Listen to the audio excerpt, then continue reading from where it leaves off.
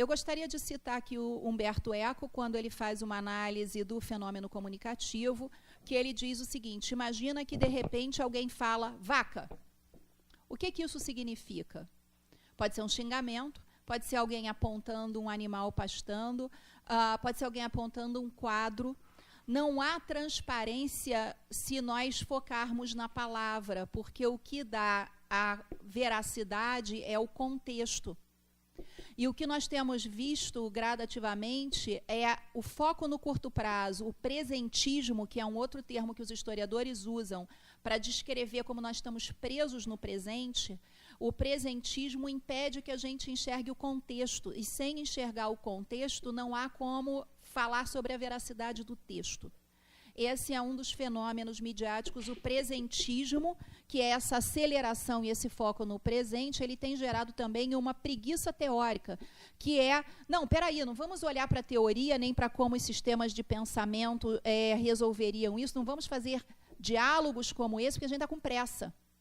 Não adianta olhar em profundidade para os termos, isso é teórico, a gente precisa ser prático. Então, esse foco prático que dissolve a teoria, ele dissolve o contexto dentro do qual a comunicação poderia fazer algum sentido.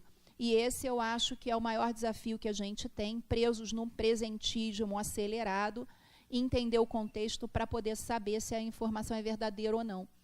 A gente vê esse efeito com a lei da transparência. Né? Agora todos os governos colocam lá quanto que eles gastaram. Mas o que significa aquilo? Não significa absolutamente nada. Quais eram as alternativas? Haveriam outros usos possíveis? Qual foi a qualidade do gasto? Sem essa discussão de fundo, a transparência na informação não tem valor. Essa é uma questão que acelera esse fenômeno pós-verdade. Quanto mais eu grito, mais eu tento impor a minha visão, mas eu vou gerando uma série de distorções, que era o que os sofistas faziam na Grécia, quando eles diziam na democracia que tudo era artifício. Então, o que nós temos visto é um conjunto de artifícios comunicativos predominando nos debates. Eu gostaria de contar uma experiência que nós todos tivemos na Dom Cabral com as grandes empresas de mídia. Porque essa é uma questão curiosa. Eles estão nas nossas salas de aula, de educação de executivo, absolutamente se sentindo desempoderados face à perda de credibilidade e à perda de espaço que eles estão tendo em relação às novas mídias.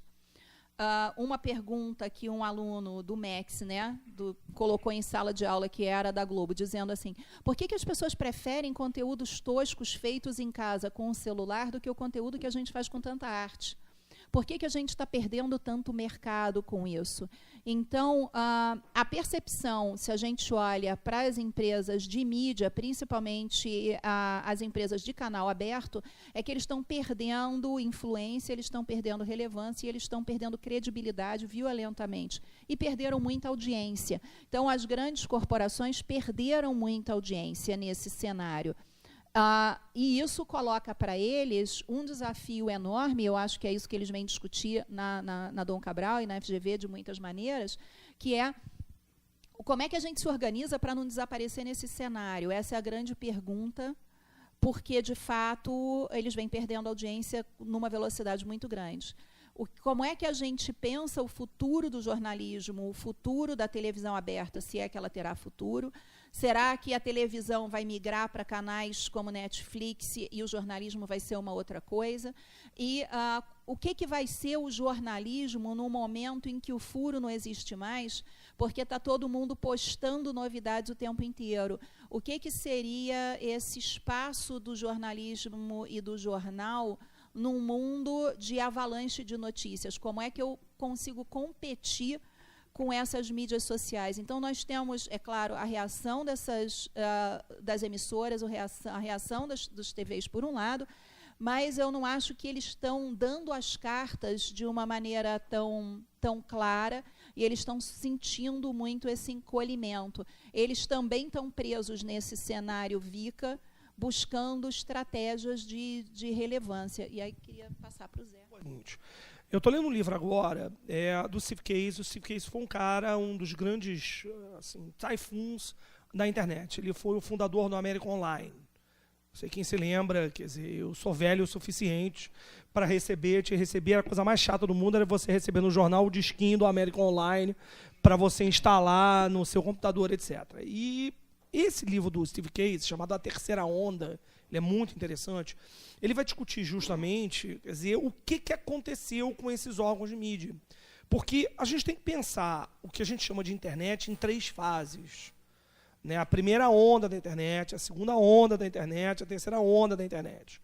A primeira onda da internet foi a onda onde, de uma certa forma, ela foi construída a partir de grupos empresariais que construíram uma infraestrutura de difusão da internet para a casa das pessoas. Ou seja, a internet originalmente era uma rede de computadores militar, e você teve a transferência disso, você teve a escalabilidade da internet para o âmbito privado, a partir de empresas como a American Online.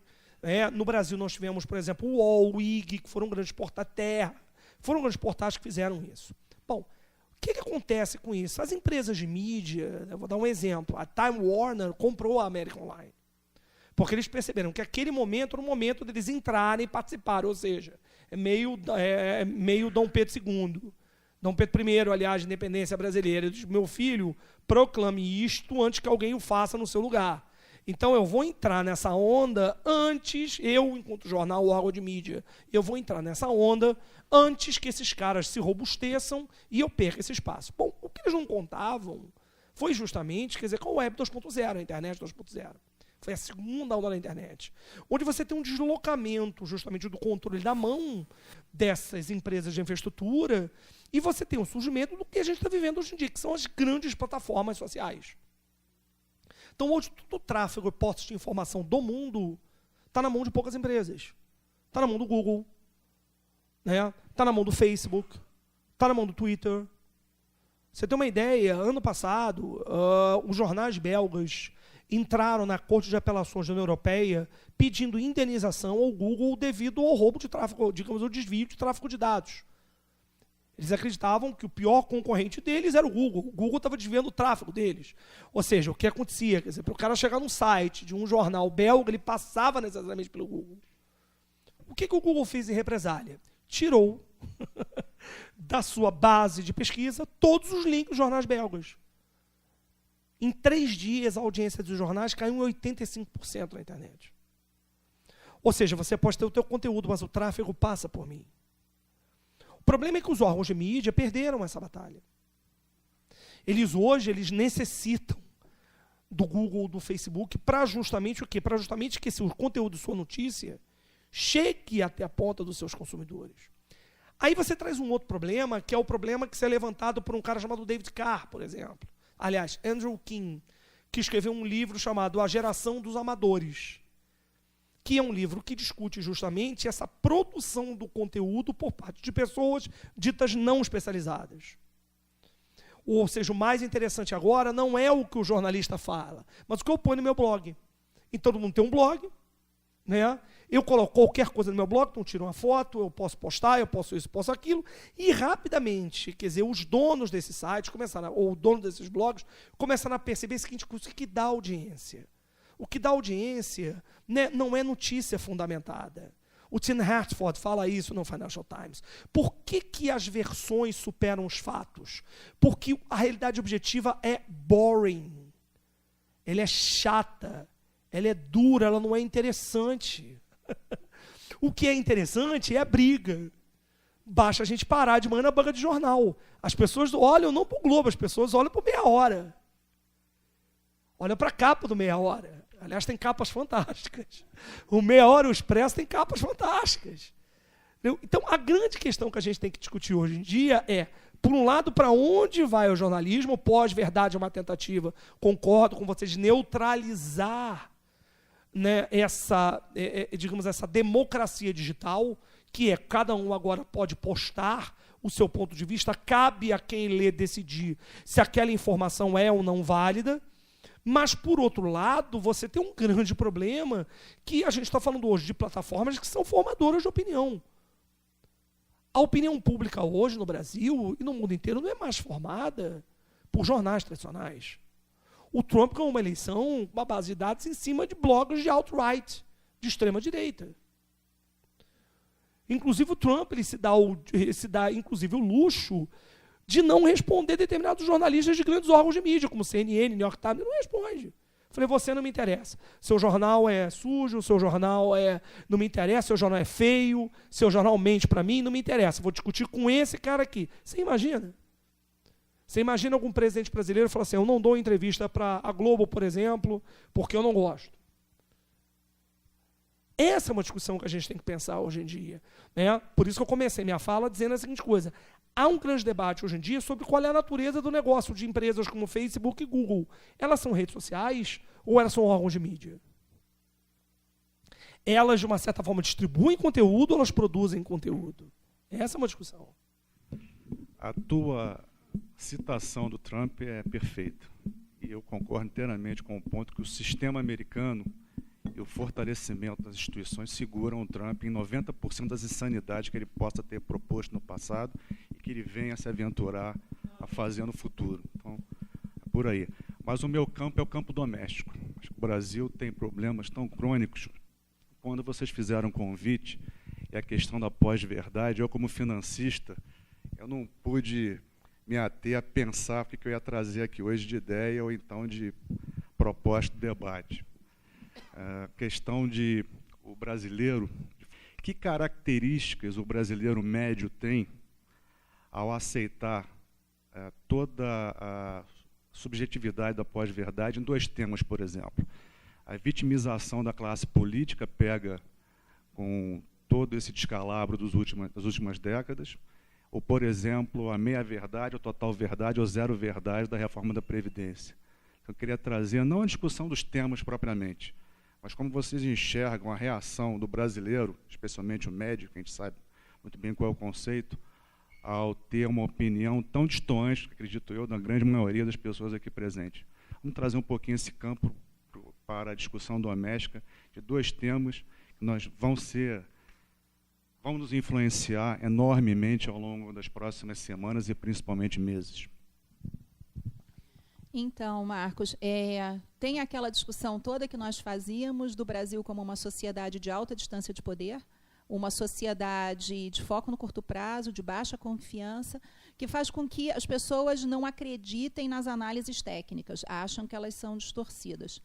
Tem uma característica do brasileiro que o Cristóvão Buarque já colocava brilhantemente, falando da nossa característica de cordialidade, que, somada à baixa confiança, faz com que a reação emocional ela seja primeiro do que a emoção racional. Daí a questão da pós-razão, que a gente vai colocar aqui, da dificuldade que a razão traz para as pessoas, porque a razão ela é olímpica. Porque você tem que controlar a sua emoção, ter paciência para olhar os dados que estão em volta, questionar os seus conceitos e modelos mentais para poder olhar.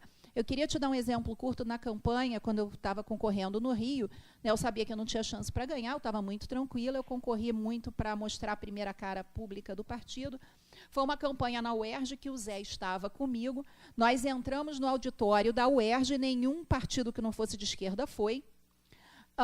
Eu não sei se o Novo é de direita ou não também, porque não era bem essa a questão, eu acho que essa discussão é muito velha, mas estava eu, assim, a claque da Jandira Fegali, o claque do PSTU, a claque do Freixo, todo mundo gritando, eles já tinham se peitado lá fora, então já estava brigando quando eles entraram no auditório, só tinha uma saída, o auditório abarrotado de gente, e eu era a única ali que não era de esquerda.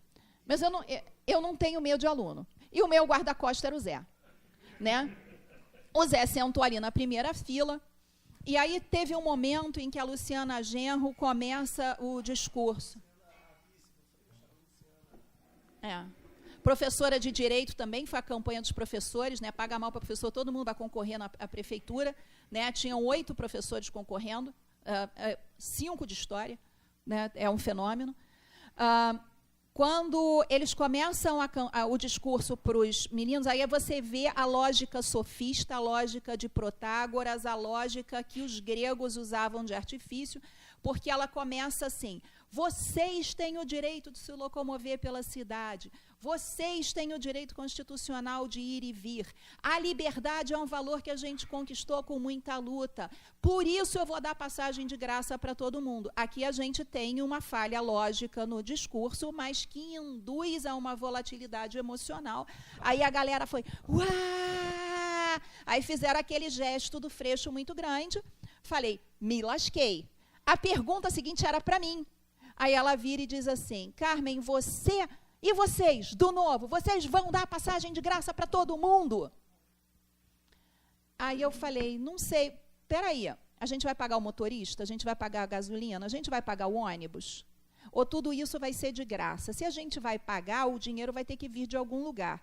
Como o dinheiro público vem de imposto, e o grosso do imposto é no consumo da mãe pobre, eu acho uma injustiça uma mãe pobre pagar 50% de imposto num todinho para financiar a passagem de aluno universitário, porque quer queira, quer não queira, aluno universitário é uma elite em relação a essa mulher.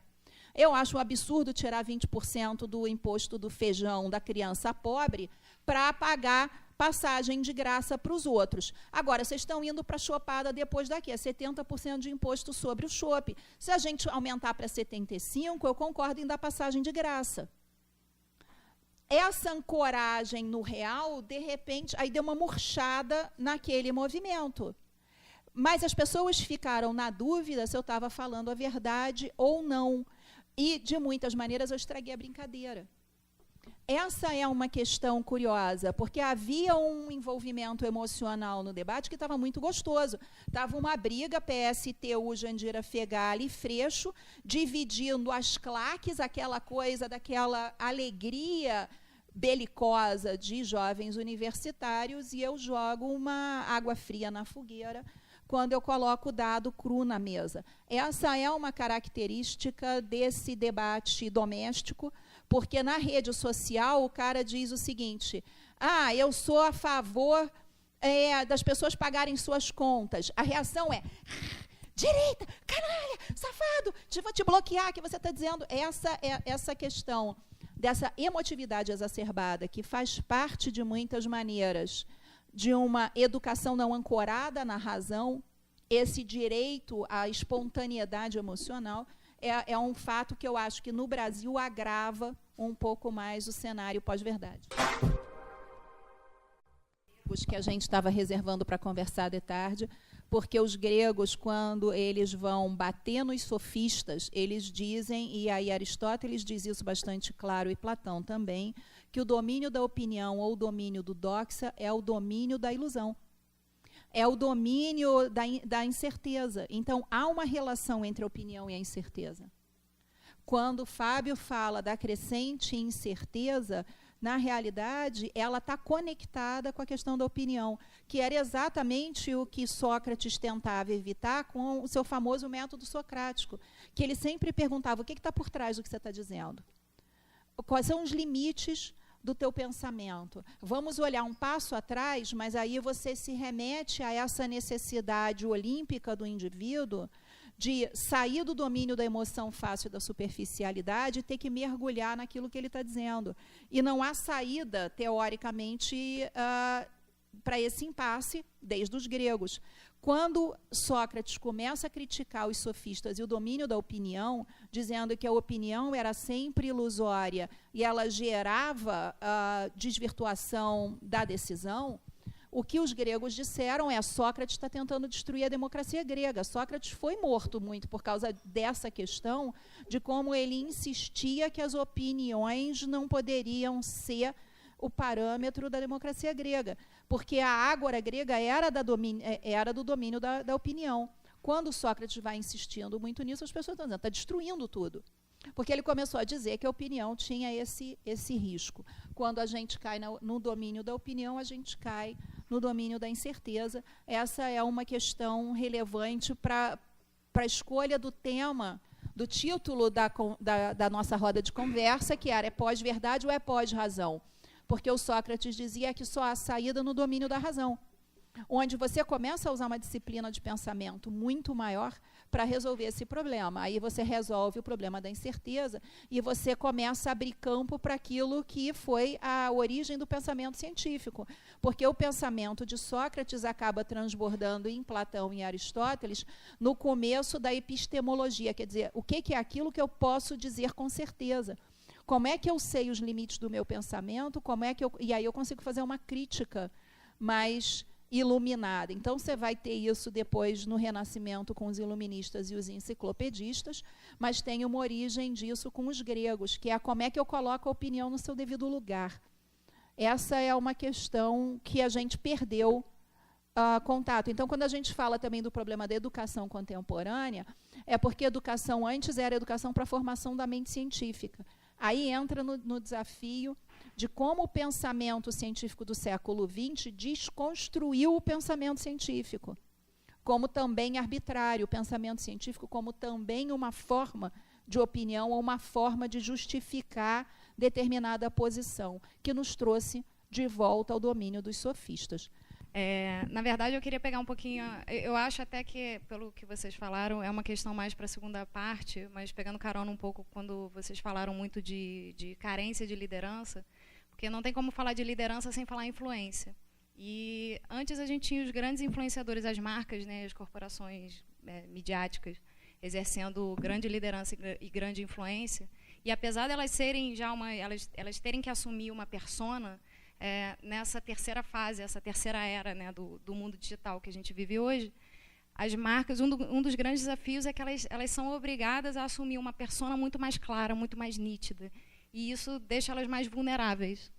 E aí, quando a gente pensa nessa... E elas têm os mesmos recursos, né, de uma pessoa como a gente, né? Então, nas redes sociais, tirando o investimento em mídia, os recursos são os mesmos de influenciação.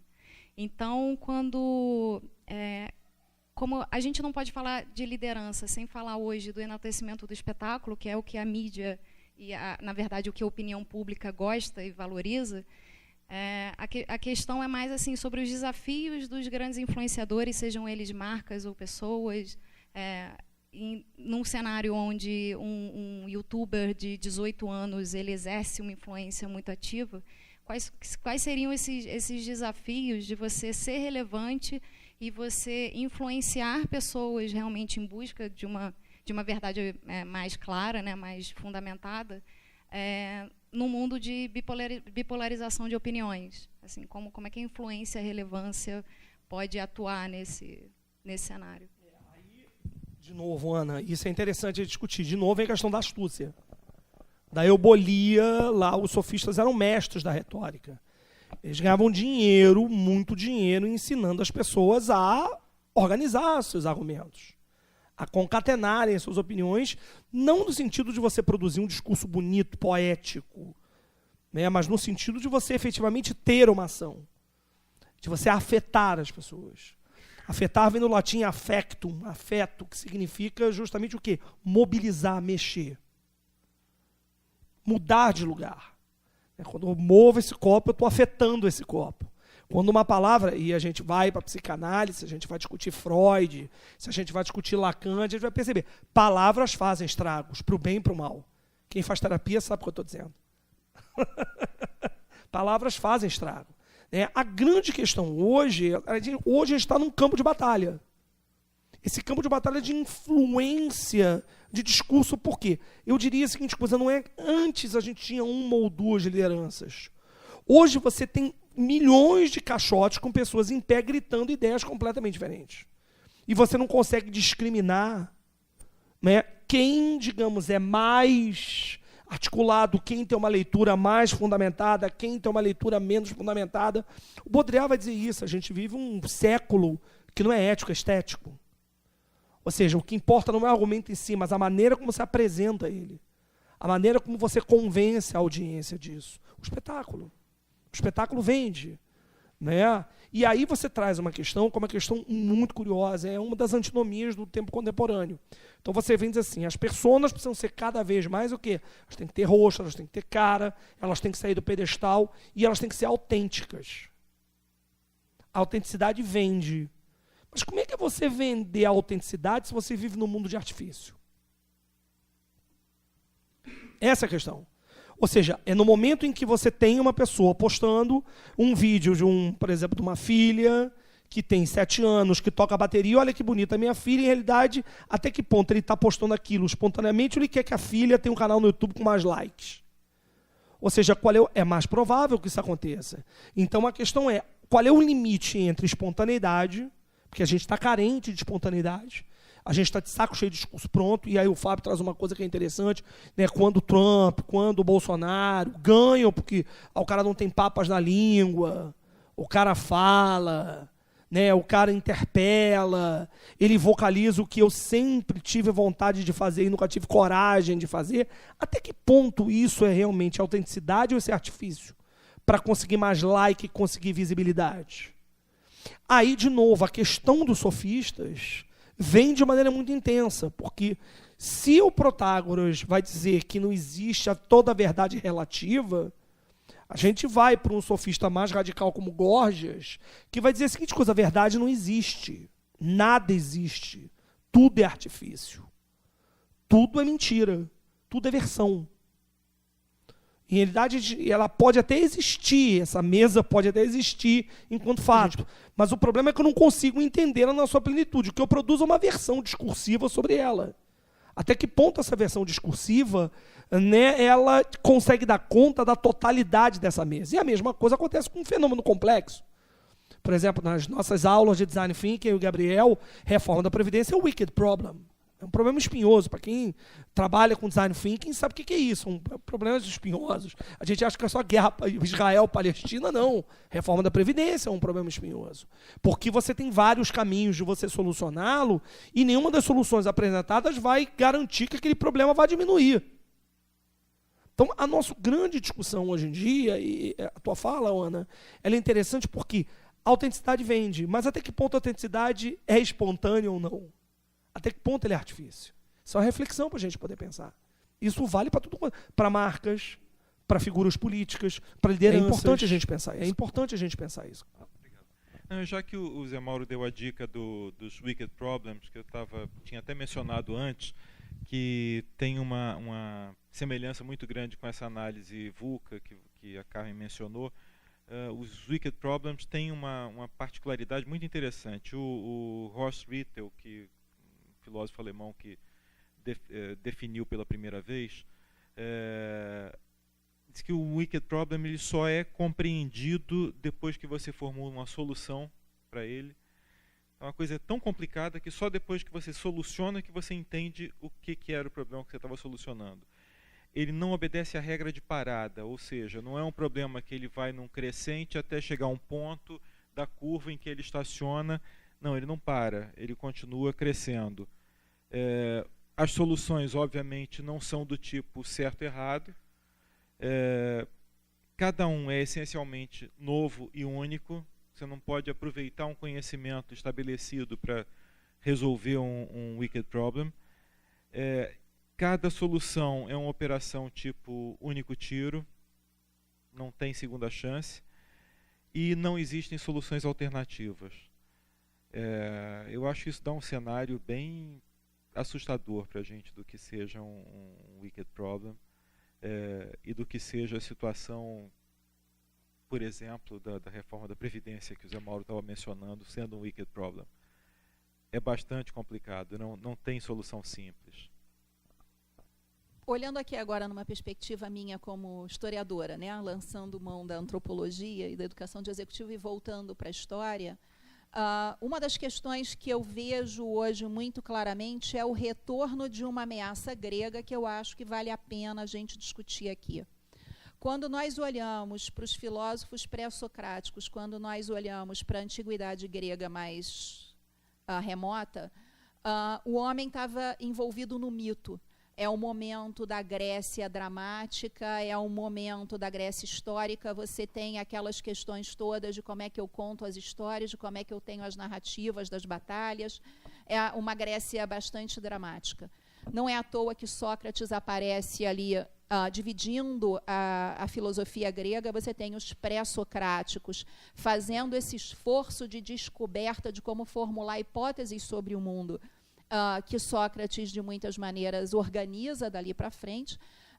Mas uma das características da filosofia pré-socrática bastante clara é que o ser humano não era o parâmetro de todas as coisas, e essa ideia ela começa a aparecer com os sofistas. Antes dos sofistas, o homem era parte da physis. Havia um esforço na filosofia grega gigantesca para entender o homem dentro de uma visão cosmológica. Quer dizer, havia um mundo da natureza que o ser humano era ignorante para conseguir compreender. Havia um mito que, de certa maneira, era uma narrativa possível sobre como é que eu conseguia entender a natureza, mas o ser humano era, indubitavelmente, parte de uma coisa maior. Com os sofistas, a gente vê uma coisa que a gente vê hoje, que é o ser humano como parâmetro de todas as coisas, e Protágoras diz isso bastante claramente, agora não me lembro se foi Protágoras ou Gorgias, que diz: o ser humano é o parâmetro de todas as coisas, e não há nada a não ser a verdade que é criada pelo homem. Então, vale o debate das opiniões e vale o debate do artifício, porque é uma briga por quem consegue mais influência sobre as decisões coletivas. Quando você entra aqui com Sócrates, Sócrates, de certa maneira, tenta recolocar o homem no seu devido lugar, de dizer: o que nós conhecemos é sempre bastante parcial, nós temos que ter humildade para saber que a nossa opinião, de muitas maneiras, ela leva ao erro, precisamos conseguir fazer uma reflexão mais estruturada, mais crítica da nossa opinião, que é o projeto que Platão e Aristóteles depois desenvolvem. Mas o que acontece é, você vai tendo uma dissolução dessa razão grega ao longo da Idade Média, e o que acaba acontecendo é um pêndulo que vai da razão grega para a lógica teológica medieval, para o sentimento de verdade absoluta que só existe na religião.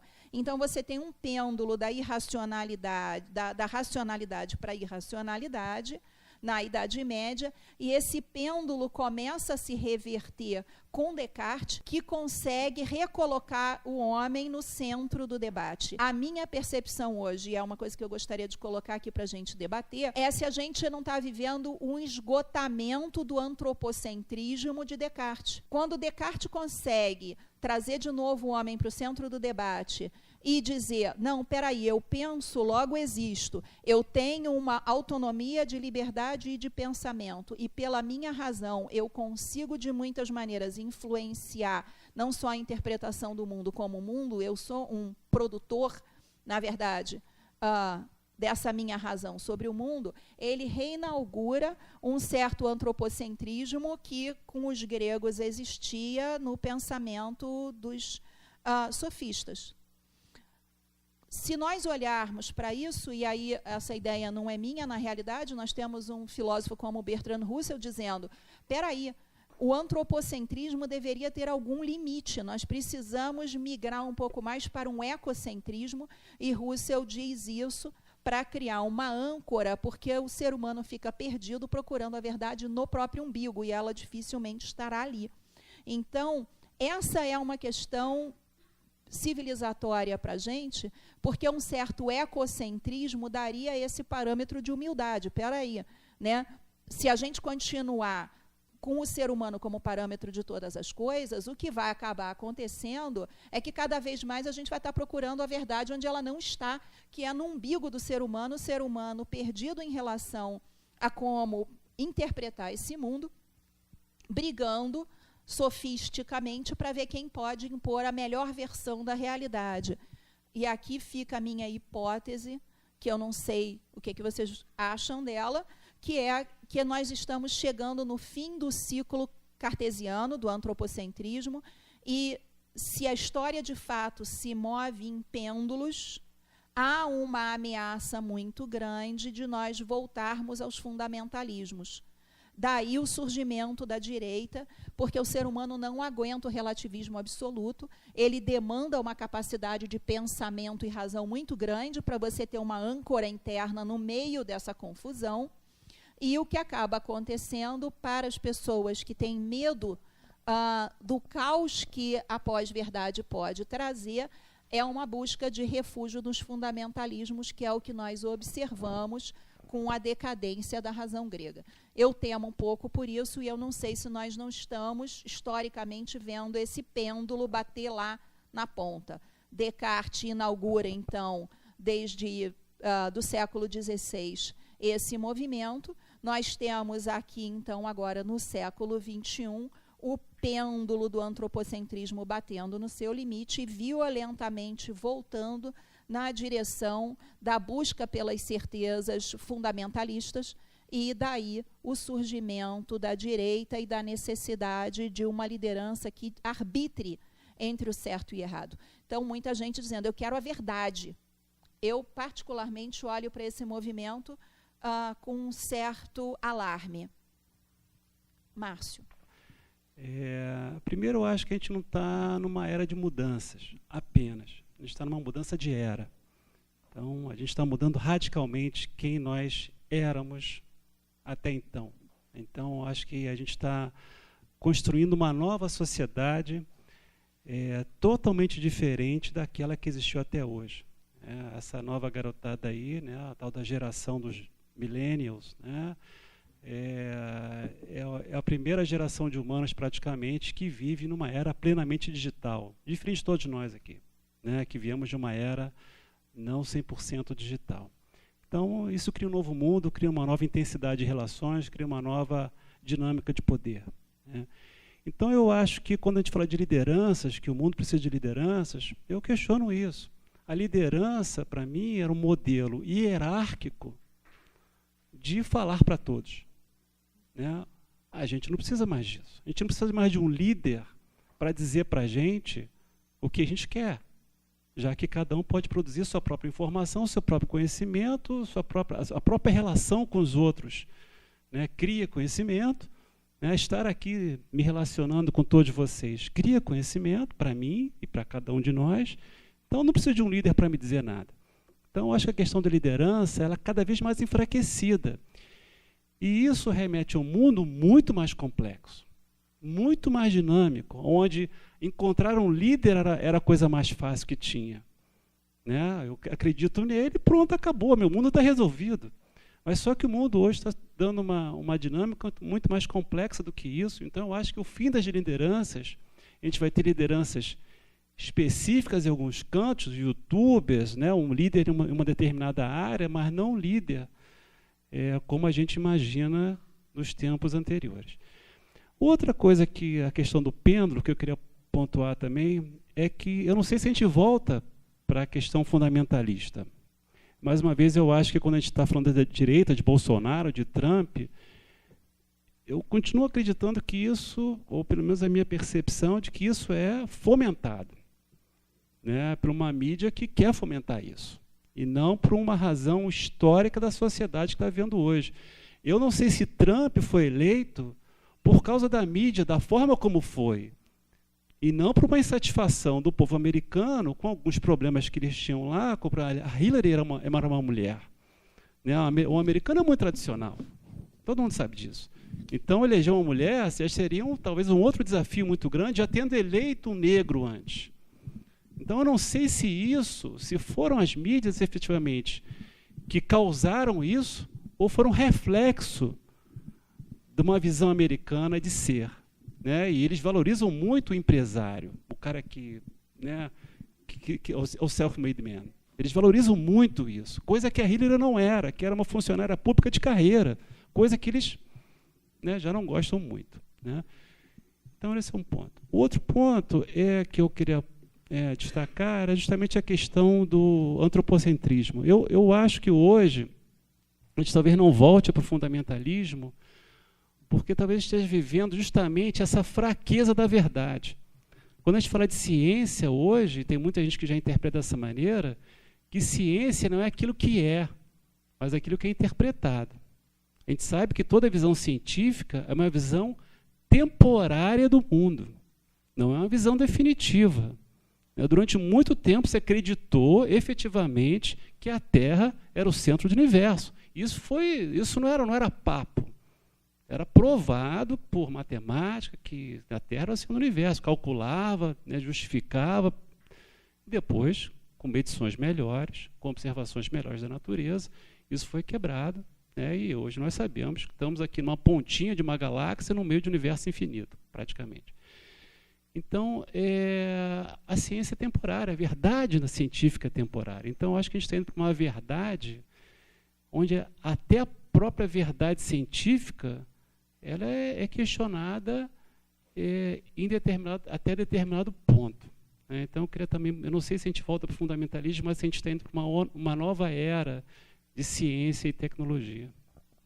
Carmen, eu tinha feito umas anotações aqui desde o início, né, mas achei que estava um tema um pouco paralelo, não exatamente dentro do que vocês estavam trazendo, mas sua provocação sobre a crise do antropocentrismo me ensejou aqui a trazer à baila essa questão, que é o seguinte, até a própria questão do movimento pendular que você falou, eu tinha pensado nisso quando eu estava refletindo aqui, pensando em perguntar. Eu tenho visto uma série de movimentos de contracultura, né, com olhar não acadêmico, olhar mesmo de cidadão, que me estavam inspirando essa possibilidade realmente de a gente estar num momento de crise muito mais importante do que meramente uma era de mudança, como ele comentou muito bem, mas uma mudança de era, eu concordo em princípio com essa visão. Quando você vê, por exemplo, o movimento de minimalismo, né, como uma reação ao hiperconsumo, em que a gente vê nos Estados Unidos surgindo e começando a aparecer no Brasil também. Você vê um movimento como veganismo, em que coloca os direitos dos animais no mesmo patamar do direito dos homens, que daria essa visão de ecocentrismo do Bertrand Russell, que você trouxe tão bem, Carmen. Você vê o ateísmo militante como uma contraposição à visão hegemônica, religiosa, tradicional, a espiritualidade sem religião também. Eu tenho visto algumas coisas interessantes nesse aspecto. Movimento slow food, entre outras tantas coisas. E eu fico me perguntando, né, eu não tenho nenhuma visão pronta sobre isso, né, eu estou realmente querendo provocar vocês para que vocês me tragam também suas reflexões, se isso não seria um movimento de contraposição a essa vida hiperacelerada, de hiperconsumo, essa vida essencialmente digital, né? Eu realmente, falando agora por mim mesmo, né, não tenho paciência para essa vida digital em que as pessoas não têm um mínimo de equilíbrio, né, como vocês comentaram, para apresentar suas posições, muito menos de ouvir o argumento do outro, né? Não tenho paciência para isso, né? Não tenho paciência para esse mundo de hiperconsumo, para esse mundo em que a carreira é colocada como o supremo alvo a ser atingido a expensas de quaisquer outras questões. E é interessante que é um tema que eu estudo, como a Carmen sabe, há uns 20 anos de gestão de carreira. É interessante como é que você vê que questões que eu via, né, há 20 anos atrás na literatura como sendo movimentos que estão começando nos Estados Unidos, de busca de significado no trabalho, de propósito, de carreira referenciada em seus propósitos e referenciais internos, como é que isso hoje em dia se tornou lugar comum, né? Estava vendo um dia desse na Globo News um comentarista falando como é que está difícil conseguir executivos para posições importantes que às vezes com bons salários, porque muitas vezes os executivos estão demandando uma posição que tem um propósito, um significado, não apenas o salário. É interessante ver que esses discursos que eram antigamente minoritários estão se tornando hegemônicos hoje em dia. E eu fico me perguntando se talvez esses movimentos minoritários atualmente, como eu estou colocando, veganismo, minimalismo, etc., podem ser o prenúncio de uma mudança de era em que realmente as pessoas, cansadas dessa vida hiperacelerada, estejam realmente gerando um ambiente propício para que um novo modelo surja, que eu não sei qual é, e gostaria de ouvir as reflexões de vocês. É muito interessante isso. A gente pode ficar horas falando sobre isso. Tem algumas coisas que eu estava vendo, a fala da Carmen, você, o Gabriel discutindo, etc. A Carmen falando da questão do pêndulo do antropocentrismo. O Protágoras, lá na Grécia, quando ele está debatendo com Sócrates, no famoso diálogo dele do Teteto, do Platão, inclusive o Sócrates contrapõe o Protágoras, diz a seguinte coisa: bom, então tudo em realidade é artifício, já que o homem é medido de todas as coisas, então qualquer um pode fazer qualquer coisa. E o Protágoras, como bom cidadão grego, ele levanta um tema como sendo fundamental para a medição do que seria uma conduta humana adequada na polis, que é um tema central do pensamento grego, que é o conceito de arete em grego, que é o conceito de virtude. Ou seja, em realidade, quer dizer, o fio condutor de qualquer embate discursivo é, ao fim e ao cabo, garantir que o cidadão, o habitante da polis, ele, ao colocar o seu discurso, ele possa manter a virtude da coletividade. Isso é muito importante a gente pensar. Quando a Carmen discute no nosso amigo Descartes, e ela vai trazer o pêndulo do antropocentrismo, qual é a grande questão da reflexão cartesiana? A reflexão cartesiana é individual, é subjetiva. Ele está falando o tempo todo do sujeito. E aí, Carmen, me vem na cabeça esse meme. Pessoal, hoje em dia fala assim, menos Marx e mais Mises. Para mim é menos Descartes, mais Kant. A gente precisa ler Kant. Kant, no século XVIII, ele escreve 3 obras fundamentais. Não é um cara fácil de ler, é um cara difícil de ler. Mas ele escreve 3 obras fundamentais. Primeiro, ele vai escrever o calhamaço da crítica da razão pura, onde ele termina com a célebre frase, o real é incognoscível. Ou seja, ele faz ali a missa de 7º dia cartesiana. Ele vai dizer, não adianta, nós não temos, não estou nem discutindo que a verdade não exista. Ela pode até existir, mas é impossível, do ponto de vista, né, da cognição humana, compreendê-la, entendê-la. Então ele se aproxima perigosamente do Gorgias, quando ele vai dizer que o não ser existe, o não ser não existe e o ser também não existe. Ou seja, o real é incognoscível. Kant vai dizer a seguinte coisa, nós não temos condições de aprendê-lo. Esse é o primeiro problema. Agora, você vai dizer, quando você termina a leitura desse texto do Kant, você sai com a sensação de que, putz, então vamos fechar a nossa vendinha, já que tudo vai dar errado, vou virar hippie. Aí ele vem com a crítica da razão prática. Que ele vai dizer a seguinte coisa, bom, dado a precondição fundamental de que nós não conhecemos a verdade tal como ele é, e não é possível que a gente transmita isso, o que fazer? Então nós precisamos desenvolver uma ciência do ethos, uma ciência do comportamento, a ciência ética. O Kant vai dizer a solução para isso, que é a solução que o Gorgias havia lá na Grécia Antiga, é a solução do julgamento ético, do raciocínio ético.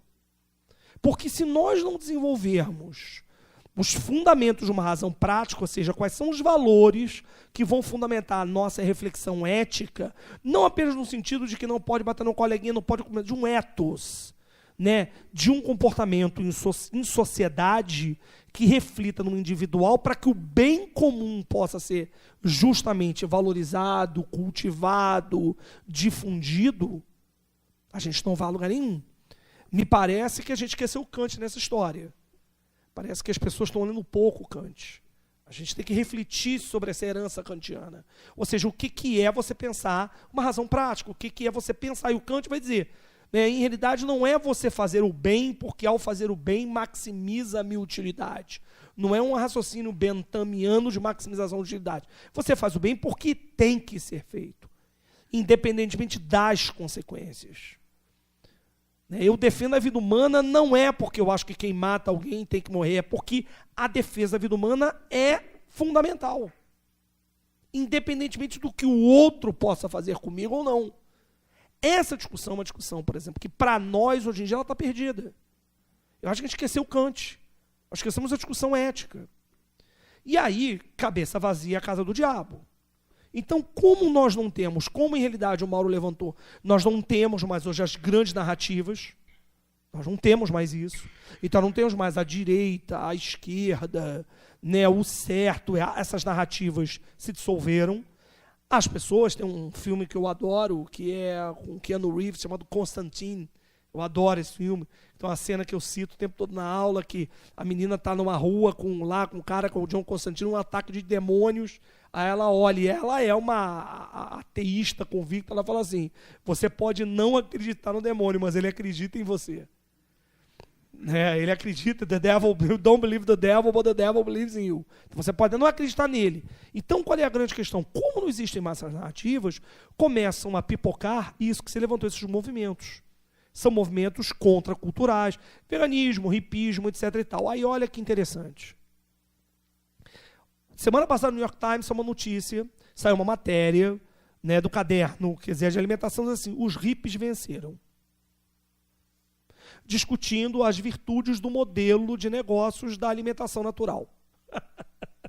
Então, ele discutiu a seguinte coisa, como o mercado é mais rápido no sentido de perceber uma tendência de consumo, Pegar aquela tendência de consumo, transformar no modelo rentável de negócios e dizer que isso aqui é a nova onda.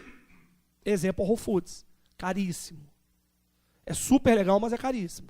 Cheio de lixia, do alto sal rosa, do alto Himalaia, cultivado por moradores, num conceito de preço, é caríssimo. E vende. Porque na ausência de grandes narrativas, você sempre vai ter o mercado criando essas narrativas sob forma de valor adicionado. Me parece que, em realidade, e aí vem a discussão, o que é melhor, veganismo, ateísmo? Nós não temos uma reflexão axiológica, de fato, de valores, de fato, para onde a gente quer ir. Qual é o nosso conceito de bem coletivo?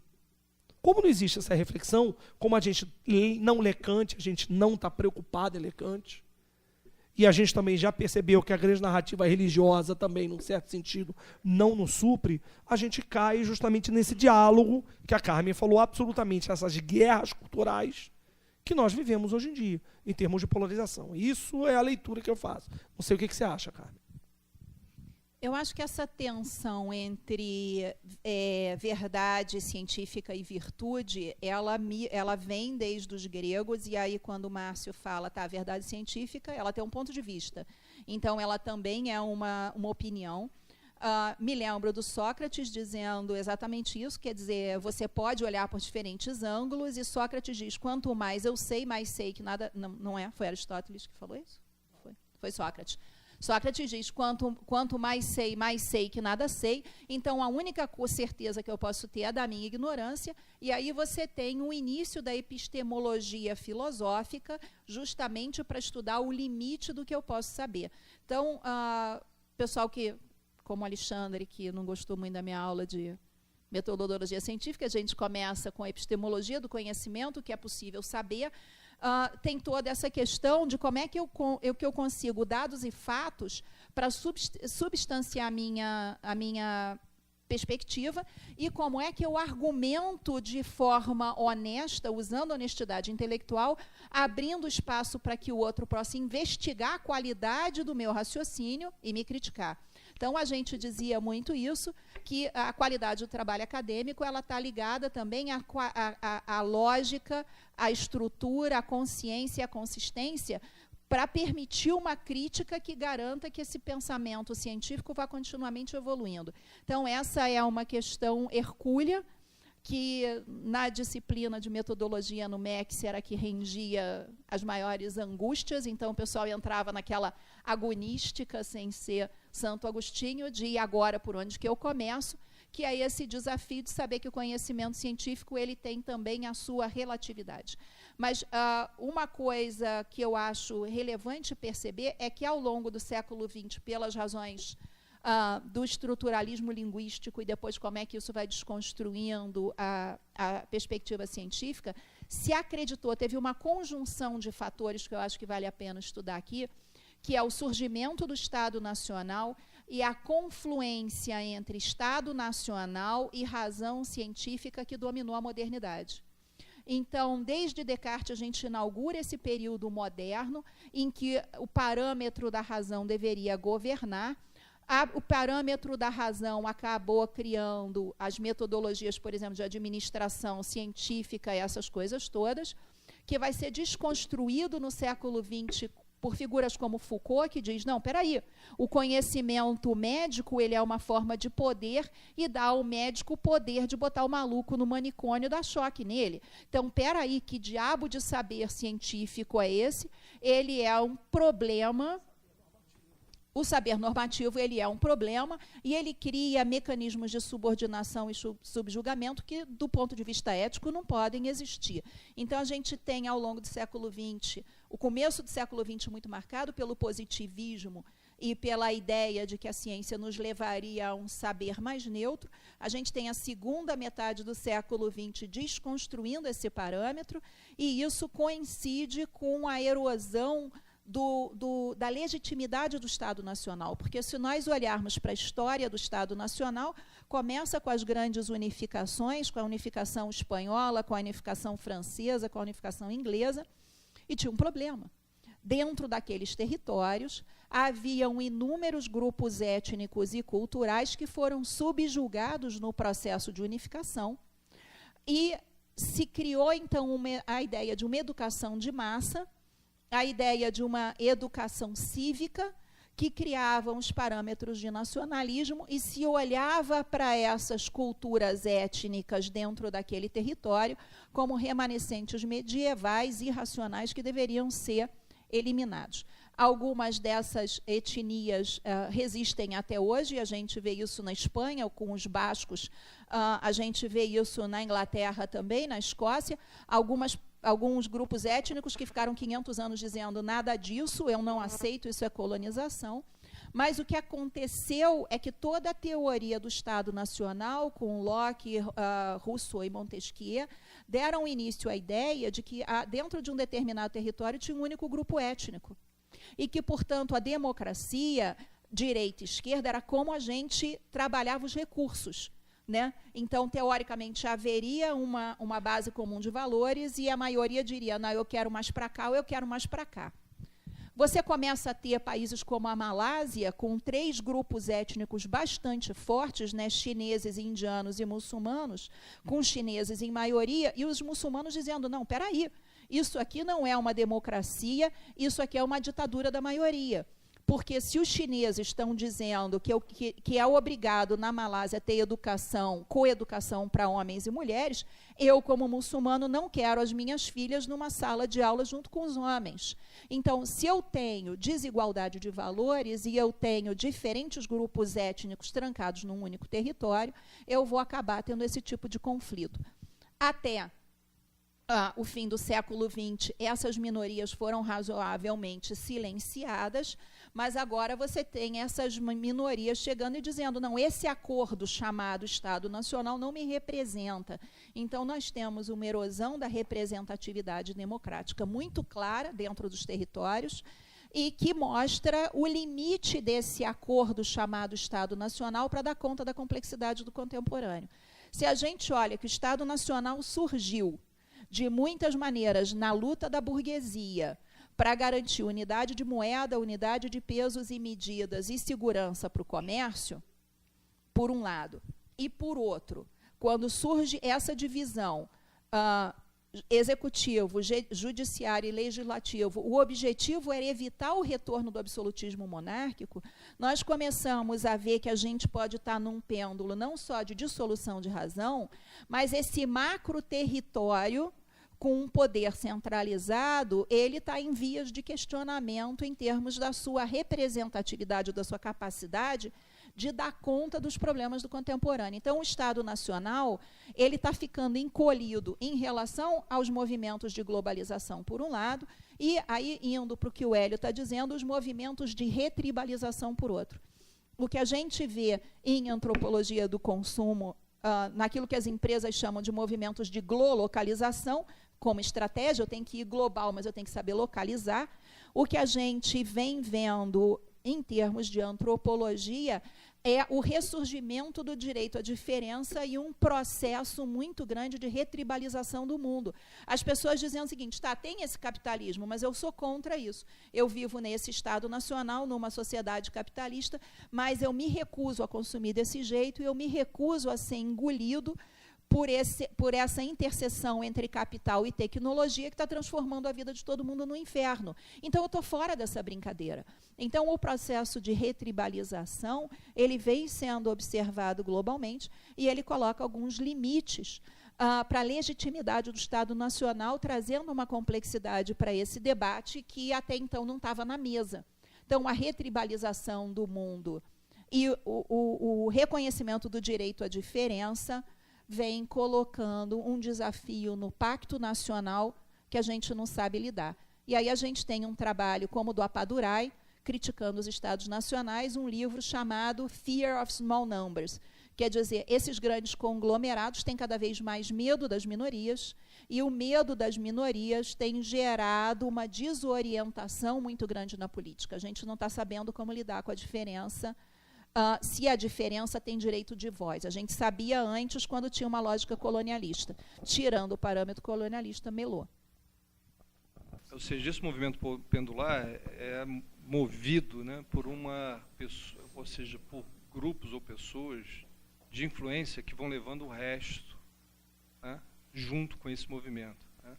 Isso é uma coisa importante pontuar, que até o Cláudio chamou a atenção, que é a questão dessa representatividade que acontece nas eleições, que 20 e poucos % define o destino aí dos 100%.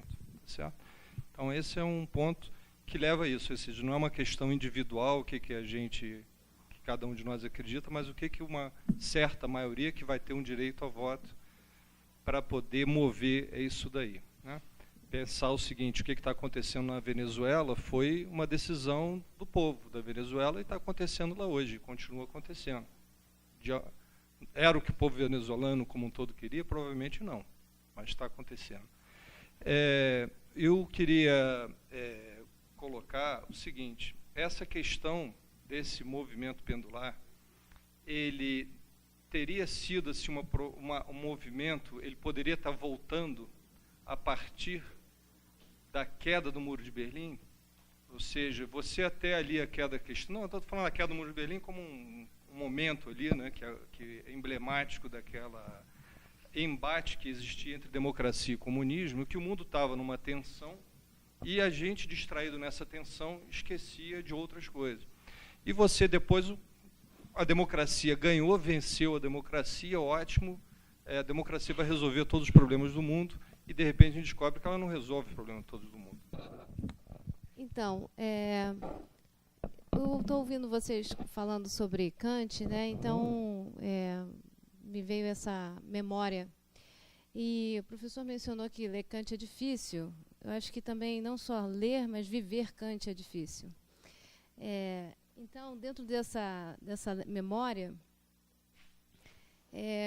eu me recordo do professor Roberto Pimenta dando exemplo dentro de sala, que eu acho que um colega de trabalho de vocês, algum professor, que eu não me recordo o nome, ele era kantiano e ele vivia Kant, ele estudava Kant, vivia Kant, e ele num assalto,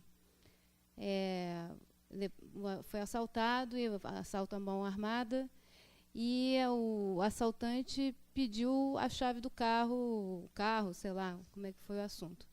E ele deu a chave e o ladrão foi embora. E ele entrou em depressão depois disso. O professor ficou em depressão. E aí, encontrando o professor, né, por que você está depressivo? O que aconteceu com você? Ele falou assim, porque um verdadeiro kantiano não poderia ter entregue a chave.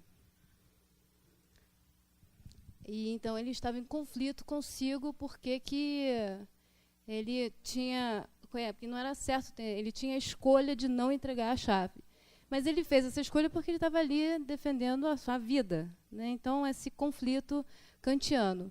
E aí, desse exemplo, eu reflito aqui, será que nós conseguimos, vamos ler Kant, ótimo, mas será que nós temos a capacidade de viver Kant? Porque o Marco Túlio levantou a questão de aqui ser uma área muito nobre e o Rio está sempre cheio de lixo. A elite, ela olha somente o seu umbigo. Ela não consegue olhar a coisa pública e fazer o trabalho que tem que ser feito para a coisa pública. Então, acho que a gente está bem distante de Kant, ainda. Queria voltar uma questão da construção do bem coletivo, né, que é uma coisa que eu acho que para a gente é um desafio muito grande agora. Eu vou dar um exemplo, por exemplo. Um exemplo que foi aqui, dentro dessa propriedade, a gente limpar o rio. O rio, ele passa em várias propriedades, inclusive por aqui. E um dos maiores desafios que a gente tinha aqui é que a gente queria enxergar o rio, e sempre estava sujo. Latas de PET, não sei o quê. Eu falei, será que isso desce do rio lá de cima? Mas quantas propriedades tem? Não. É uma prática, talvez um costume antigo que as pessoas usavam o leito do rio para jogar a sujeira, né? Isso não é só no Brasil, porque na Alemanha antiga também era assim. A Alemanha, você fica impressionado com a quantidade de ratos que tem nos rios, né? Ainda estão limpando estão mudando essa tradição, Mas, tradicionalmente, também se usava o leito de um córrego para jogar dejetos, restos de comida e tudo mais. Ora, hoje a gente está criando uma nova consciência, a gente tem uma nova consciência, né? E eu fico pensando, por que a gente não consegue, ainda que dentro de um ambiente como esse aqui, que é esse ambiente de Araras, que certamente não são pessoas que não tiveram acesso à escola, como é que a gente tem tanta dificuldade de manter o bem coletivo, que seria o córrego do rio? Então essa é uma questão que me incomoda, e aí eu acho que é um contexto brasileiro de dificuldade que a gente tem em trabalhar o bem coletivo, mesmo em guetos, em ambientes de alta escolaridade. Aqui todo mundo é alta escolaridade. As pessoas que eu conheço que têm casas, que moram por aqui, são pessoas de alta escolaridade. Eu não sei quem suja o leito do rio, mas eu sei que ele constantemente está sujo.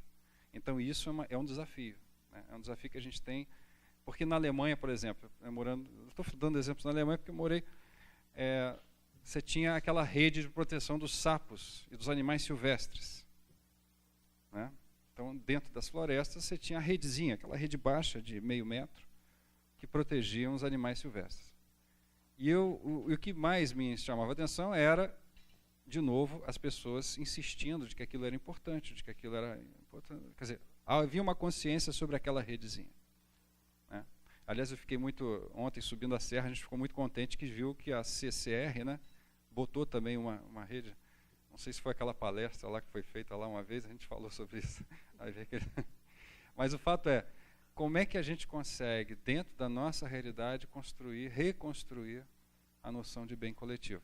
Aí, de novo, eu acho que não só a razão, mas a ética, né? Aí vou dar um exemplo agora, só para terminar, do congresso que eu tive agora em abril, congresso nos Estados Unidos, que era de ética e compliance. Ética e compliance. E era exatamente o argumento dos advogados brasileiros que estavam lá presentes, né? Vários advogados, vários escritórios de advocacia bons, excelentes escritórios, né? Dizendo o seguinte: mas como é difícil para a gente lidar com essa novidade que está acontecendo no Brasil agora, né? Porque a gente não sabe lidar com isso que está acontecendo. Eu confesso a vocês que talvez o Rio, porque eu seja aqui de pertinho, de Pedro do Rio, deve ser isso, né? Um homem simples daqui. E me sinto aqui quase numa obrigação de ser mais erudito, compreende? E queria só expressar, de fato, o que vai no meu coração, sobre tudo que eu vi. Me assusta muito quando... E aí quero fazer algumas provocações, desculpem. Me assusta muito quando a gente vê nessa discussão da pós-verdade uma situação de que o conhecimento, ao invés de provocar encontro, parece que radicaliza a polarização. Isso é algo que a mim assusta. Assusta-me também o fato de que, será que a verdade, na verdade, perdoe-me a redundância, como disse você, será que a verdade é chata mesmo? É um questionamento. Ou é chato a forma de expressar a verdade? Será que nós estamos também vivendo um momento no qual a gente abomina qualquer tipo de afirmação em relação à verdade? Como o fato, fez um discurso, Cláudio, com o qual eu concordo plenamente, e eu digo, concordo em parte, e eu me reservo ao direito do antagônico, enquanto de fato eu concordo? Eu vou dizer um ponto com o qual eu concordo, quando você fala do geocentrismo. Hoje eu sou convencido de que estamos no Araras, no universo araracêntrico, né? Estou no universo araracêntrico e estou me sentindo muito bem por isso. E aí falou-se tanto dos filósofos gregos, eu queria formular de fato 2 provocações diretas, para não me alongar muito. Primeiro vou a Platão. e vou ao que todos nós conhecemos, lá no livro A República, o mito da caverna. Nós, na discussão sobre pós-verdade, podemos nos sentir mais esperançosos de sair dessa caverna? Primeira provocação. A segunda provocação é quanto a Kant. Falando de Kant e de crítica e a busca dos princípios e dos fundamentos, reitero a pergunta com a qual iniciei. O conhecimento, por que gera tanta radicalização, tanta polarização? E gostaria de encerrar com essa tríplice provocação, inserindo algo que até então, de uma maneira direta, não foi posto. Existe um filósofo francês do final do século XIX, de quem eu gosto muito, chamado Léon Denis, que não é muito estudado pelo meio acadêmico, talvez pelo fato dessa terceira provocação, porque ele dá faz uma abordagem sobre a dimensão espiritual do ser. E Léon Denis diz que o homem só aceita a verdade depois de esgotar todas as formas de erro. E aí, no Descartes, esse movimento pendular, sabe, professora, eu provoco-lhes dizendo, a gente não está identificando, de fato, que este movimento pendular ele vai persistir e que isso faz parte da nossa natureza humana, mas que a dimensão deste pêndulo ele vai adotando um percurso cada vez de menor amplitude e que a força gravitacional para o equilíbrio desse movimento pendular não seria justamente a busca da virtude e da ética? É isso, obrigado. Então, só conectando a tua fala sobre tribos e o que o Hélio falou também sobre esses movimentos contra a cultura, contra a massa e tudo mais, é o movimento, pelo menos a gente viu isso nos Estados Unidos, é o do localismo, que são assim, o pessoal começar a consumir bens, tudo da região, assim, evitando as grandes corporações, gerar empregos para as pessoas daquela região, e por aí. Então, acho que ela conecta essa questão da volta à simplicidade também, da volta contra a globalização, assim, voltar assim, uma tribo, mas uma tribo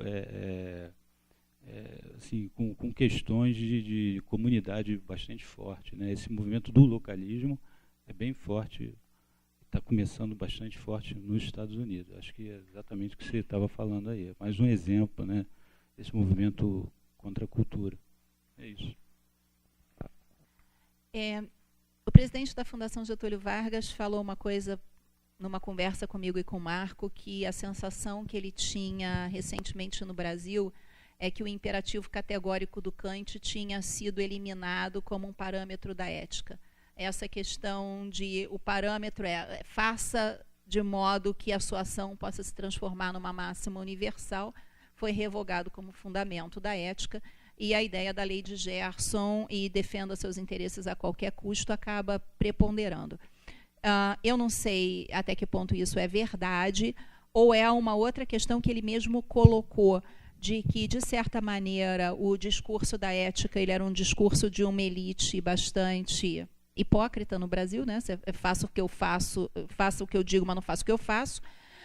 E o surgimento de uma camada de população, esse crescimento da classe C, que, na realidade, surge dentro desse movimento de desconstrução da elite dos parâmetros da educação ética e essas coisas, dizendo, não, espera aí, esse jogo sempre foi ruim para mim, como é que eu faço agora?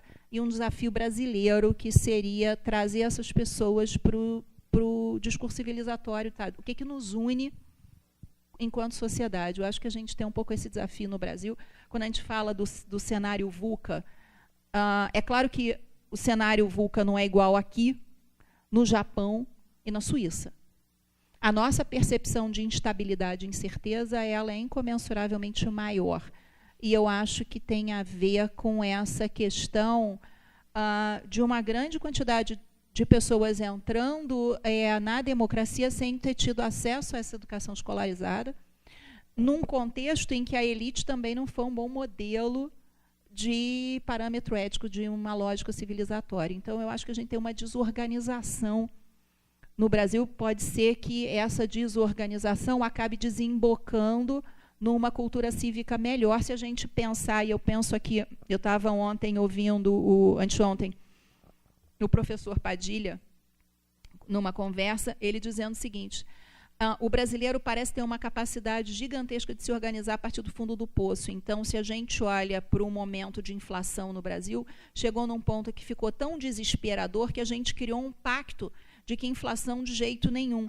Então, hoje, uma inflação perto de 10% gera uma reação de todo mundo, temos que parar essa história e voltar a inflação para os níveis anteriores, porque tem uma memória daquele descontrole inflacionário. E ele dizendo que ele estava acreditando que esse momento de instabilidade pós-verdade muito acelerado entre nós daria o mesmo efeito da inflação. Quer dizer, como é que a gente volta agora e faz uma conversa mais alinhada. Eu tenho essa esperança, mas eu observo, por outro lado, um crescimento de um radicalismo fundamentalista de natureza religiosa que não deixa de me preocupar um pouco. Não é nada contra a religião, sou católica praticante, já para deixar fora a ideia de um certo ateísmo, mas eu sou uma filha da PUC, né? E dentro da melhor tradição de São Tomás, aquela ideia de você levar o raciocínio crítico, a fé deve subsistir à razão. Quando você vê certos movimentos mais carismáticos, tanto nas igrejas neopentecostais quanto no próprio catolicismo, eu vejo muito um abandono dessa perspectiva mediadora da razão, que levou, inclusive, à fundação das universidades católicas. Um radicalismo crescente, que eu acho que não dá para a gente ignorar no Brasil. Eu tenho uma preocupação, não sei para que lado isso vai. Eu tendo a ser otimista e achar que pode ir para o lado de um acordo ético mais transparente, mas existe essa tensão fundamentalista no mundo contemporâneo, eu acho ela um pouco preocupante. Eu queria dizer uma coisa, Davi, que é muito interessante que você levantou, que é justamente essa questão de que a verdade ela é chata, por que a verdade é chata, etc. Bom, é preciso que a gente entenda que a gente está no meio dos escombros do Kant, né? Quando Kant vai dizer lá que o real é incognoscível, a gente está... Ou seja, bom, então o que acontece? Se o real é incognoscível, então a razão não é mais o caminho para você conseguir construir conhecimento. E aí o século XX, os filósofos do século XX vão ter uma solução genial para isso. Bom, se toda a realidade, né, se não há real e sim realidades, dizer, qual é o meio de produção dessas realidades? A linguagem. A linguagem. Então, o que acontece? A filosofia do século XX é a filosofia da linguagem. Então, nós entramos no campo da produção discursiva. Os embates que a gente vive hoje em dia são embates de natureza discursiva. E aí sim, o embate discursivo afeta. Ele afeta, né? Ele gera influência, ele é interessante. Porque o que acontece? Você começa justamente, aí você entra num campo onde você tem várias narrativas produzidos por grupos específicos, sejam eles étnicos, religiosos, de opinião, de gênero, etc. E cada um deles tentando, de uma certa forma, fazer com que é como se fossem milhões de caixotes, todos em pé, gritando, berrando, para ver quem tem. Pelo menos, quando você vai no Hyde Park, você tem uma certa ordem. Britânico tem ordem, né? Então você tem lá o caixote do discurso. Então você sobe ali para você proferir a verdade se você quiser, desde que tenha ordem. Um fala depois do outro. Como a gente vive em redes sociais, e essa luta é uma luta constante de afirmação discursiva, todos falam ao mesmo tempo. E aí, qual é a grande questão? Esse campo de discursivo, de embate, ele deixa de ser um campo cognoscente e vira um campo de quê? E vira um campo de embate discursivo. E as redes sociais são o local per se onde isso ocorre. E aí vira um diálogo de surdos. Vira esse problema que a gente está vivendo hoje em dia, que a gente vai discutir na parte da tarde, onde tudo é uma questão de persuasão. Quem persuade melhor, quem embala melhor, quem encomenda melhor, quem concatena melhor o discurso para a sua audiência. Falamos aqui do Trump. Né? O Trump foi muito eficaz. Você levantou, Márcio. O Trump foi muito eficaz. Qual foi a eficácia dele? A Hillary não empolga. Eu empolgo meu eleitorado. Então foram 15% votar. A questão é que os 15% que foram votar, você teve um comparecimento maior de pessoas que votaram no Trump nos colegiados, ou no colegiado eleitoral, ou nos estados que tinham o maior número de delegados. Então, do ponto de vista de estratégia discursiva, foi fantástico. O problema é, legal, temos estratégia discursiva, teve utilidade para você vencer. Agora, qual é o rescaldo disso? Qual é o impacto disso para a coletividade? Então, no meu entendimento, no século XX, nós entramos na questão discursiva, e Foucault está corretíssimo com relação a isso. Os filósofos da diferença vão dizer isso, quer dizer, nosso embate é um embate discursivo, mas a grande questão é, e aí por isso que eu falei no início, a gente precisa voltar a Kant. Ou seja, é muito legal a narrativa discursiva, você afirmar uma certa identidade étnica, afirmar uma certa identidade de gênero. Você pega lá, é impossível não pensar o Benedict Anderson, né, com a ideia de comunidades imaginadas. Então você naturaliza a ontologia, você naturaliza, né, você não naturaliza mais a metafísica, porque não existe mais verdade. Então você naturaliza a ontologia, você naturaliza a realidade discursiva de determinados grupos que têm legitimidade por isso. A grande pergunta é, bom, então, tudo bem, se você naturaliza e você dá direito à voz a grupos de opiniões diferentes, como a gente consegue, em função dessa realidade caleidoscópica, construir um bem-estar coletivo, um bem-estar comum? Então, por isso que eu disse, eu acho que as pessoas estão lendo muito Marx, estão lendo muito Mises e estão lendo pouco Kant. Acho que a gente tem que voltar a ler Kant.